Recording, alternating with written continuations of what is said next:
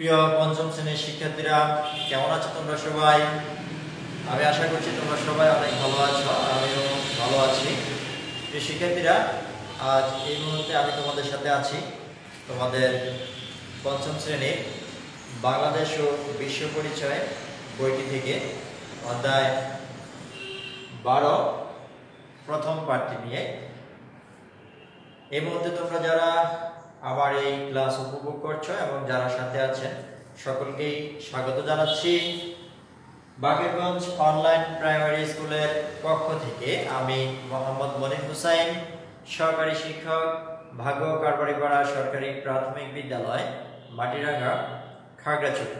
প্রিয় শিক্ষার্থী বন্ধুরা, তোমরা সবাই তোমাদের বিশ্ব পরিচয় বই খাতা কলম নিয়ে পড়ার টেবিলে সবাই বসে পড়ো এবং গুরুত্বপূর্ণ বিষয়গুলো সাথে সাথে নোট করে নেবে।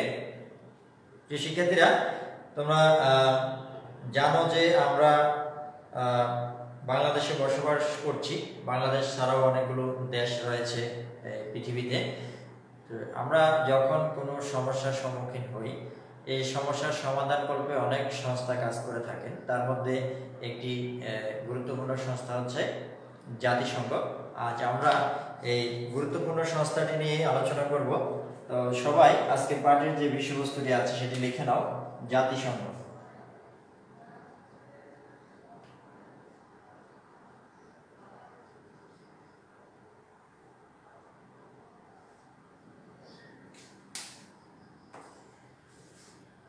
প্রিয় শিক্ষার্থীরা,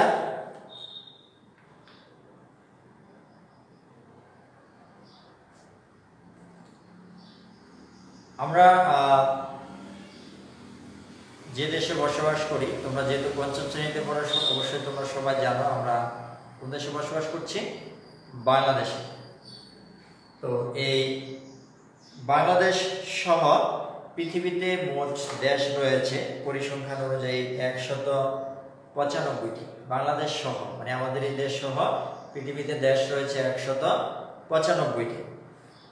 প্রিয় শিক্ষার্থীরা, বিশ্বের দেশগুলোর মধ্যে ভ্রাতৃত্ব ও বন্ধুত্ব থাকা খুবই প্রয়োজন।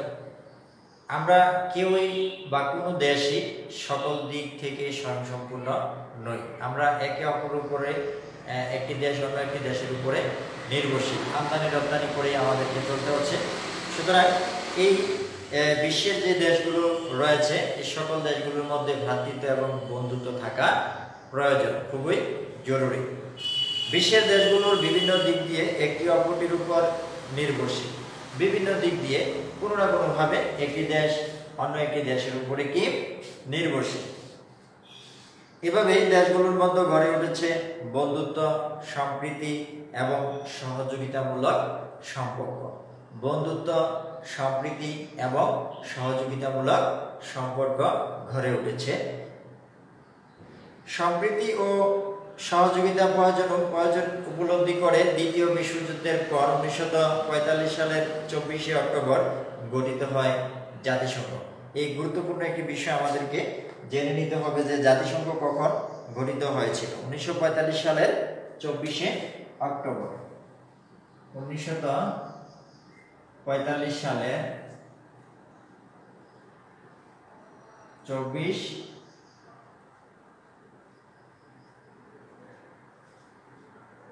অক্টোবর। তাহলে আমরা একটি গুরুত্বপূর্ণ বিষয় জেনে নিলাম যে জাতিসংঘ গঠিত হয়েছিল 1945 সালের 24শে অক্টোবর। কেন গড়ে উঠেছিল? বিভিন্ন দেশের মধ্যে বন্ধুত্ব, সম্পর্ক, সম্প্রীতির প্রয়োজনীয়তা উপলব্ধি করে। এর প্রধান লক্ষ্য হচ্ছে বিশ্ব শান্তি প্রতিষ্ঠা।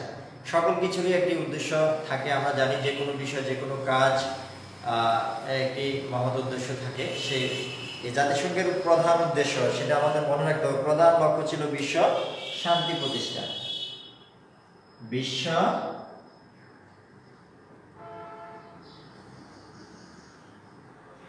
শান্তি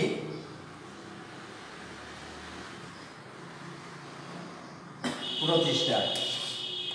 প্রিয় শিক্ষার্থীরা, তাহলে আমরা জেনে নিলাম যে 1945 সালের 24শে অক্টোবর জাতিসংঘ গঠিত হয়েছিল। কি জন্য গঠিত হয়েছিল? সকল দেশের মধ্যে সম্প্রীতি বন্ধুত্বের প্রয়োজনীয়তা উপলব্ধি করে সহযোগিতামূলক মনোভাব পোষণের ইচ্ছা মনে করে এই গড়ে উঠেছিল।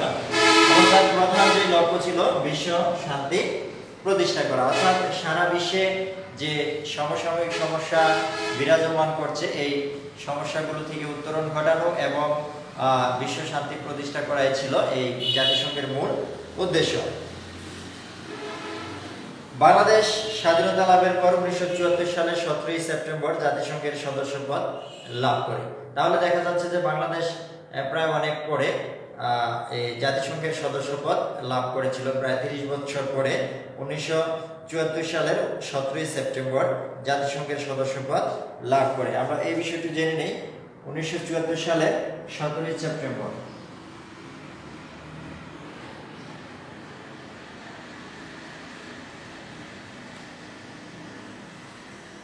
তাহলে 1945 সালের 24 অক্টোবর জাতিসংঘ গঠিত হয়েছিল এবং আমরা সদস্যপদ লাভ করেছিলাম 1974 সালে, অর্থাৎ আমাদের দেশ স্বাধীন হয়েছিল 1971 সালের 16 ডিসেম্বর। তো তারই 2 বছর পরে আমরা 1974 সালের 17 সেপ্টেম্বর এই জাতিসংঘের সদস্যপদ লাভ করি। বর্তমানে এর সদস্য সংখ্যা হচ্ছে 193 হচ্ছে বর্তমান এই জাতিসংঘের সদস্য সংখ্যা। বর্তমানে জাতিসংঘের সদস্য সংখ্যা কত? 193, অনেক বেশি। আমরা ইতিপূর্বে জেনেছি যে মোট দেশের সংখ্যা হচ্ছে পৃথিবীতে 195টি, তার মধ্যে 193টি হচ্ছে জাতিসংঘের সদস্যপদ লাভ করেছে এবং আমরা এই সদস্যপদ লাভ করি 1974 সালের 17 সেপ্টেম্বর। জাতিসংঘের প্রধান 6টি শাখা রয়েছে। আজ আমরা এই প্রধান যে 6টি শাখা, এই 6টি শাখা আমরা দেখব। প্রিয় শিক্ষার্থীরা, এই 6টি শাখা সহজে বোঝার জন্য আমি একটি ক্যালেন্ডার নিয়ে এসেছি তোমাদের জন্য, যেটি দেখলে হয়তো তোমরা অতি সহজে জাতিসংঘের যে 6টি শাখা রয়েছে, যেগুলোকে আমরা বলে থাকি জাতিসংঘের প্রধান শাখা,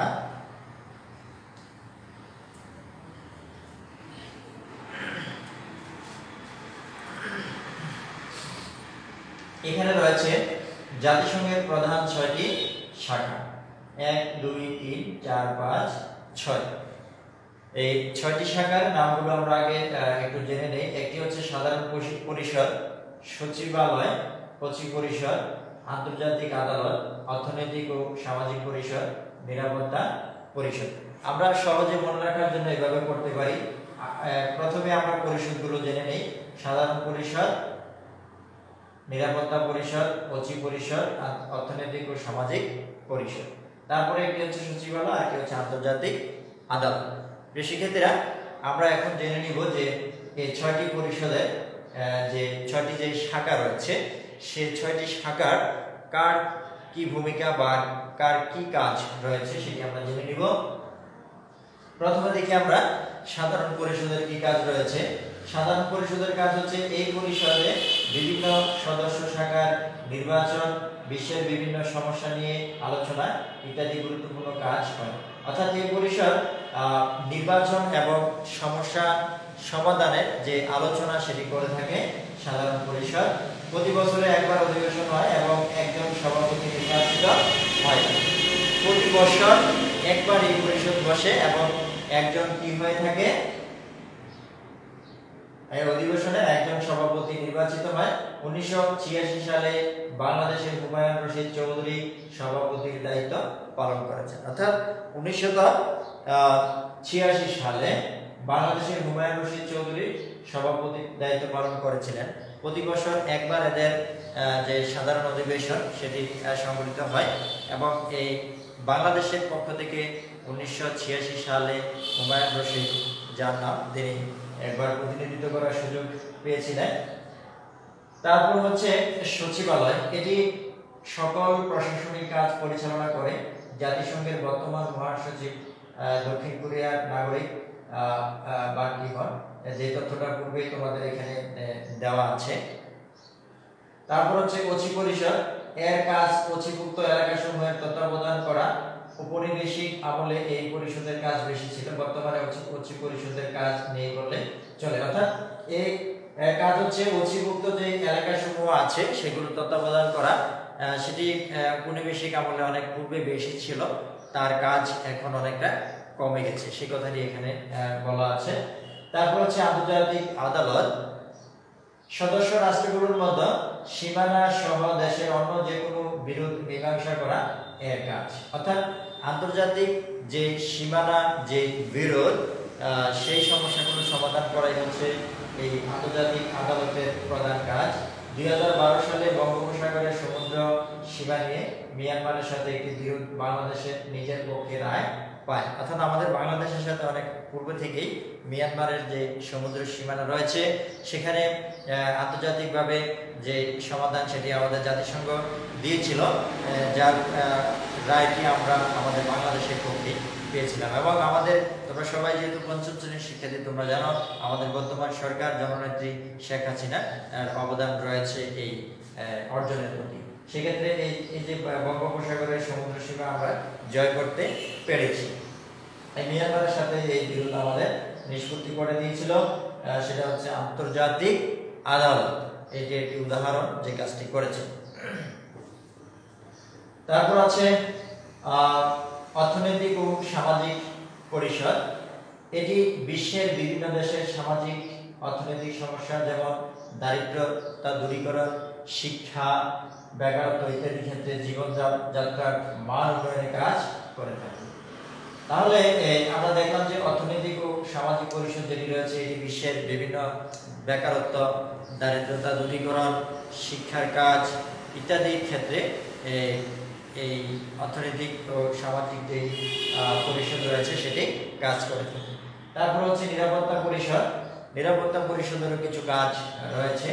বিশ্বের শান্তি ও নিরাপত্তার রক্ষায় দায়িত্ব পালন করে এই পরিষদ। বিশ্বের যে শান্তি, এবং আমরা জানি যে এই জাতিসংঘ গঠনের মূল যে লক্ষ্য ছিল সেটাই হচ্ছে যে বিশ্বের কি করা, শান্তি প্রতিষ্ঠা করা। আর এই কাজটি যেই পরিষদ করে আসছে সেটি হচ্ছে নিরাপত্তা পরিষদ।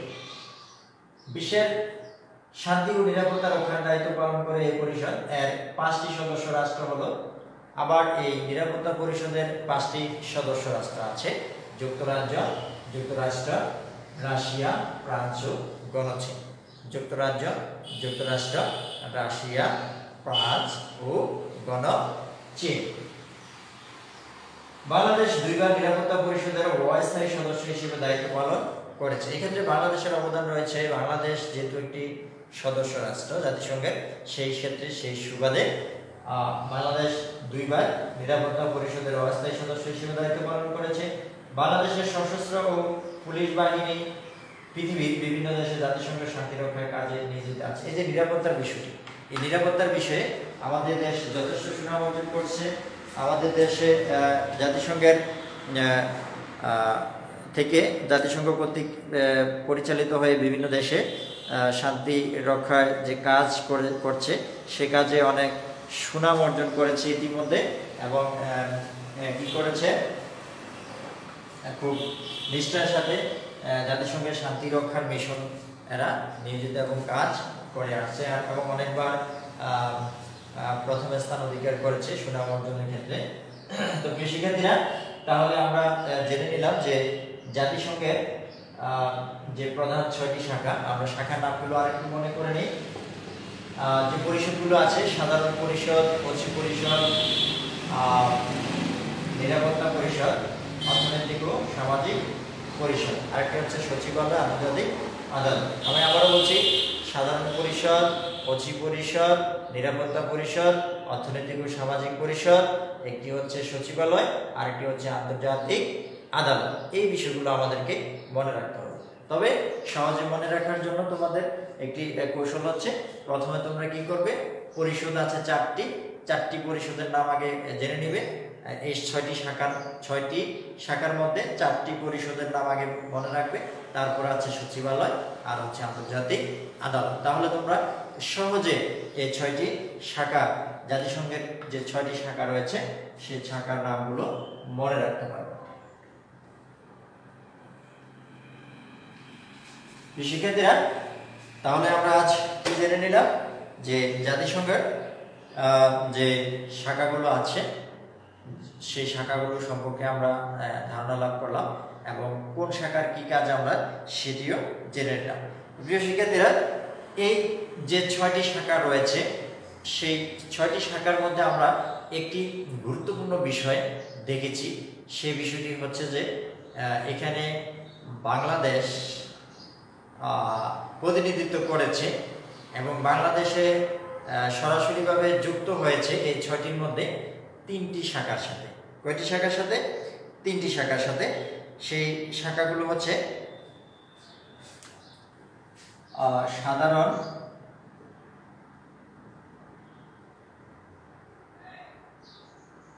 পরিষদ, তারপরে হচ্ছে নিরাপত্তা পরিষদ এবং হচ্ছে আন্তর্জাতিক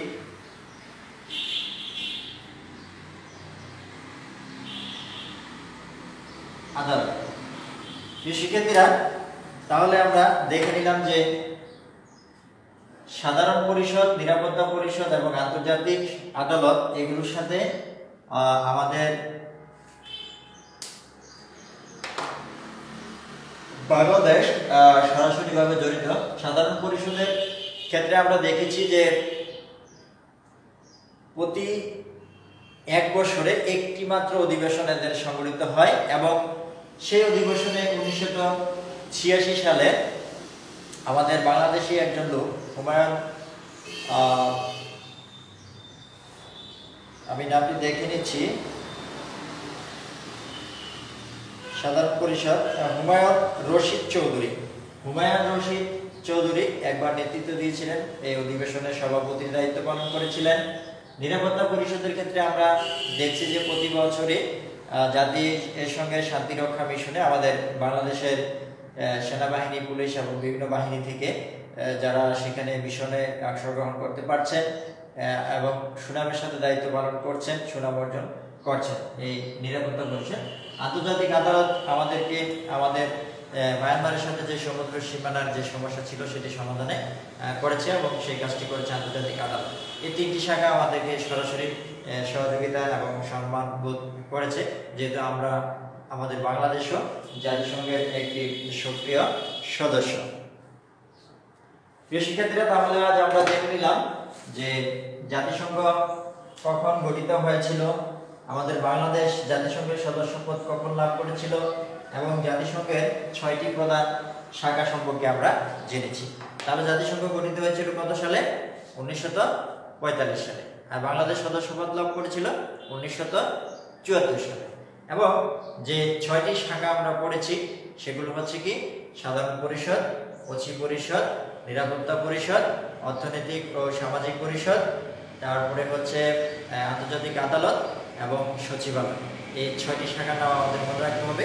প্রিয় শিক্ষার্থীরা, তোমাদেরকে ছোট্ট একটি কাজ দিব, যেটি হচ্ছে বাড়ির কাজ।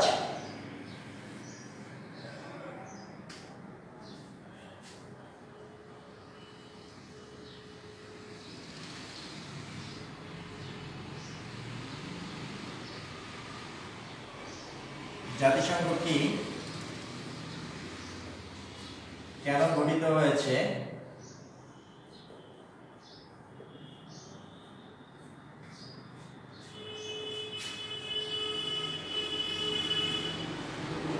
জাতিসংঘের 3টি